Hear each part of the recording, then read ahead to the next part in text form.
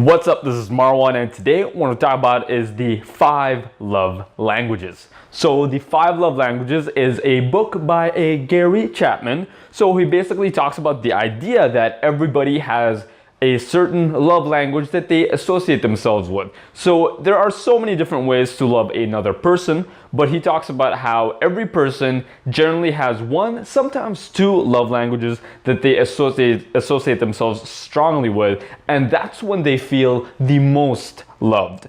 So the first love language that he talks about is the words of affirmation. So words of affirmation are essentially verbal compliments. So that's sometimes complimenting them on a physical level, on a personality level, something that they're doing, something that they've been doing for a long time, something that you see them doing that inspires you. They're essentially pretty words that you tell the other person. The second love language is called acts of service. So with acts of service, that's when, for example, you're doing the laundry for the other person, you're cooking them dinner, and you could be taking them out for dinner, bringing them a glass of water, bringing some coffee to them, anything that you're essentially servicing your significant other, you're servicing the other person. And for some people, that's when they feel the most loved, is when they feel very serviced.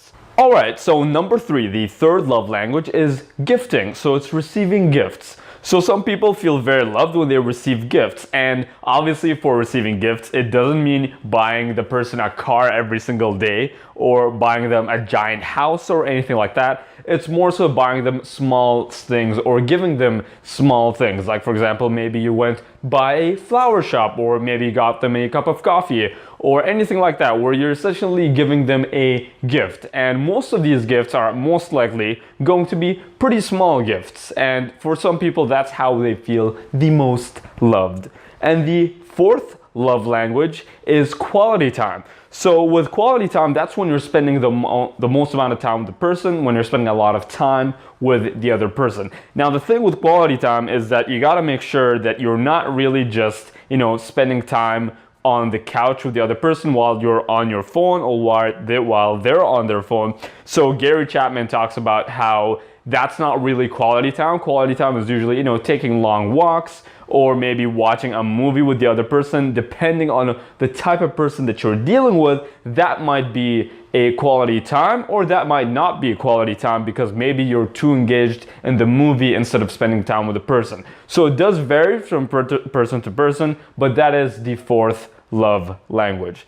And the fifth love language, and that's the one that I connect with the most, is the physical touch. So that's when, for example, you're holding the other person's hand, you're giving them the hug, you're being physically intimate.